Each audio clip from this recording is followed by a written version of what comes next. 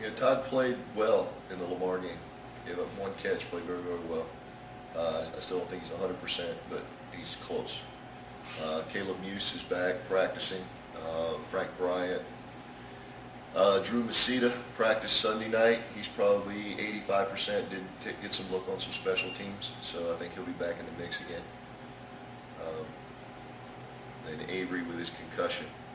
So right now, I think the only one I'm really concerned about is Bobwell. You have a game like that had going in. Would you rather go in and play last week or sit on this for 2 weeks? No, I would have much rather played last week. You know, sitting on that Lamar loss for 2 weeks is driving me crazy. I'm still having nightmares. You know, I don't know if people know how hard it is on a coach and his staff and their wives and their kids and everything else when things aren't going. You know, we're sitting here at 1-4 and it's not very much fun. And as hard as we work and all the time we put into it and the recruiting we do and the film study, you know, you search for so many reasons or wherefores. We need to play again. You know, sitting at home Saturday watching other people play was not any fun. So to answer your question, yeah, I wish we'd have played last week instead of had an open date.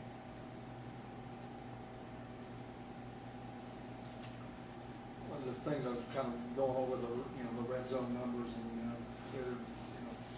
Northwestern State is, I think they're like 10 out of 11 in conference play anyway.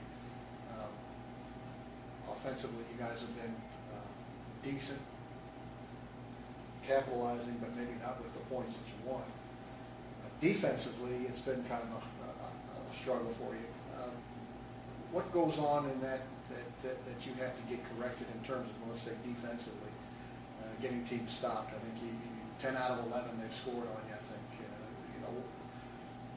what has to change in order for you guys to kind of tighten up in that zone, and then if you can also talk about offensively what you're doing there and so forth. You know, we've a lot of the things we've given up have been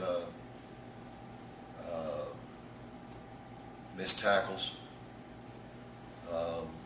lack of game experience on some freshman guys, giving up some plays down there. But you know, we've just got to play more soundly defensively in every area. We sat there last week and we broke it down every way you possibly could break it down. And I think sometimes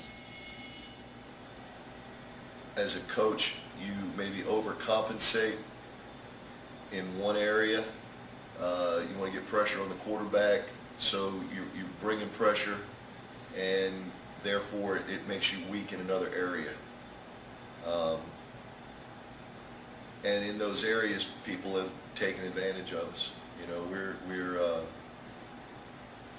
I think twice in the Southern Miss game and 3 times in the Lamar game, it was just guys getting out of position.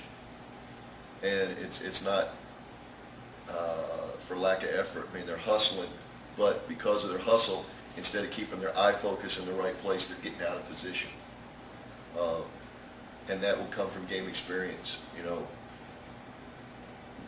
Tyler Stoddard is playing really, really well for a true freshman, but he's made some mistakes that have allowed people to slip it back out of the backfield on it. They're going bootleg to the field and slip the back out down the weak sideline. I mean, it's become a weekly occurrence. So last week we worked on all those things. We tried to emphasize something that people have been giving us this year is we call FSL, formation into the sideline, where they'll give you 3 receivers in the boundary.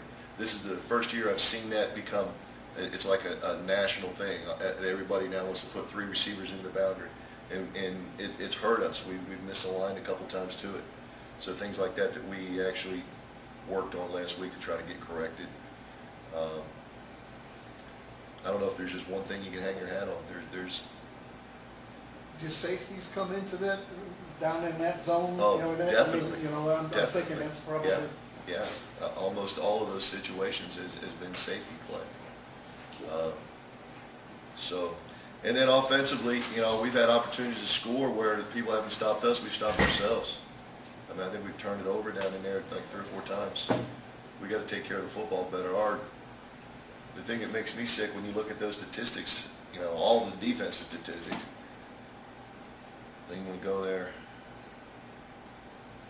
But our turnover ratio, you know, we've never been, what are we, -6 or -8 right now? I mean, we've never, you know, we've always been leading the conference in takeaways. And I think I said this a couple weeks ago. You know, you want the kids to get to the right place to make a play, and then when you get there, you want them to make the play, make the tackle, and then on top of that comes the strip the ball out when you get there. We're still, in some spots, worrying about getting to the right spot and making the tackle. So hopefully that'll come with the game experience we're getting with these young guys right now. With the string of injuries y'all have had since really game one, how important was it for this bye to kind of heal some guys that might have been playing hurt, but just now that they don't have a week of game experience? Yeah, it's always good, you know, the open date. I wish it had come a little earlier in the season. You know, I don't like having a couple conference games at an open date. It feels strange to me. But having the open date is always good to refresh yourselves a little bit and you know, heal up the injuries and get the extra treatment in. You know, so we should have a little better pep in our step this week with some guys that were playing banged up. You talked about making some changes on the special teams units. Obviously, bring Matt in last week, and you got to be pleased with what he was able to do for you guys, field position wise. Yeah, Matt has always been a guy that can boom the punts. His problem has always been he's been a little slow because we want to get that punt out under 2.0 every time, and he's worked on that and sped up that timing. He's going to give you more distance and more hang time. So I was proud of the way he played and did a good job and had a good week of practice again last week. Get a little confidence. So as long as he can keep that snap to kick time under 2.0, he'll be the guy. And Coach Garvin did a good job. You know, we've changed up our punt protection stuff and changed some personnel in that group. I thought they played well against Lamar. We just have to continue this week because you know, one of Coach Pivotto's specialties is, you know, working on the special team stuff, and they'll have a few different little schemes for us. So. Their offense, you know, looking at them, there's nothing that really stands out. What do they do there? You know, running. I know they want to run the ball, but their numbers are very pedestrian, yards per carry, things like that. You know, the quarterback is not a big guy. You know, he's somewhat efficient, but I mean, how are they getting it done there? What's the key to stopping that team? I think a lot of what they're doing is setting up field position with their defense because their defense is so good. They've had a lot of short drives where they haven't had to drive the length of the field. They probably as much as anybody that we will play all year long will personnel group and formations. They change groupings all the time and change formations. They'll give you a lot of shifts and motions and try to get you out of your spot and try to hit you with one. Last year out here, they screened us to death. I mean, it was a screen fest all night long. They'll give you a lot of play action pass and bootlegs and nakeds. And so you've got to have discipline with your eyes. That's one of the things that we haven't had. We have allowed ourselves to get really bad out of shape because of a lack of eye discipline. You know, if we teach a guy to read the tight end, keep your eyes on the tight end, and then all of a sudden he's gazing in the backfield, you know, it's going to kill you. So we worked on that last week, and we've got to have great eye discipline this week so we don't give up anything easy.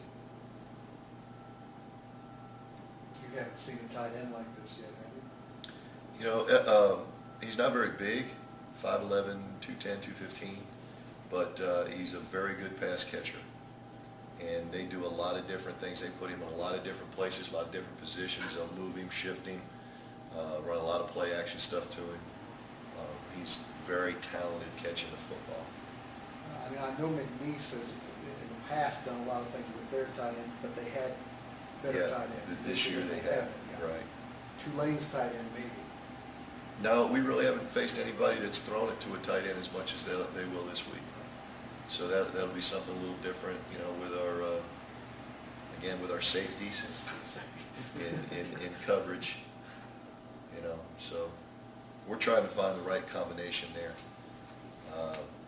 You know, we had hoped that the two transfer guys would step up and play well. I'd probably give them a below average grade right now. And, you know, without safety play, you know, you would hope it's safety play. Okay, I got guys, you could say, I got guys that play the pass really well, they're not very good against the run. Or you could say, I got guys that really come up against the run, but, you know, they're not great in coverage. We're kind of neither one of those categories right now. And, you know, so that's why Tyler Stoddard's playing it as a true freshman. We're trying to get Gio Dent in. You know, we think Gio, but he's another true freshman. And at that free safety position, it's tough to put somebody back there because one mistake and you're giving up, you know, the fight song's playing for the other team. So it's been a frustrating year because we've had, you know, Rakeem Wilson and Tommy have been and Curtis Strong, those guys, we had them forever. And we're really, and you know, so we sat down last week and looked at some of those things. Where are those guys? Why are we playing with freshmen and transfers? And where are those guys we recruited? You know, we've had some attrition at those positions that really hurt us due to, you know, guys not making their grades, losing because of academics, guys that, you know, they decide they want to start having children and need to go get a job, you know, and drop out of the program, you know, because it really bothers me. We had seniors and now we're playing with freshmen. Where are those sophomores and juniors? And we've really lost some guys.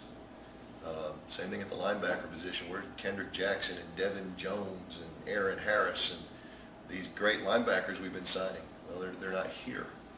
And so we're playing with Caleb Muse and Tyler Terrell and Ricky Irvin, all freshmen and redshirt freshmen. We're really missing some guys in there. And that is one of the reasons why we are where we are defensively right now.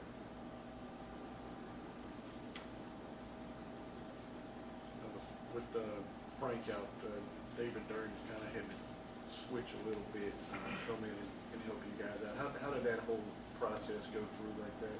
Well, we weren't getting very much pass rush. And, you know, we were looking for a way of getting it. And we happened to be looking at our Lamar film, you know, as we were preparing for Lamar, and David Durden was pass rushing all over the place last year because that's where he played. And he's not playing much on running back, doing a very good job on special teams. And so I went to David and said, hey, David, we're going to use you over here in our nickel packages where we need you to get in there and pass rush. And he said, Coach, anything I can do to help the team. So now with Frank Bryant back, they're both wearing number 9. So we're going to have to change, since David's a senior, we'll let him stay in 9. We're going to have to change Frank's number this week. But David gives us a little fast twitch off that edge that we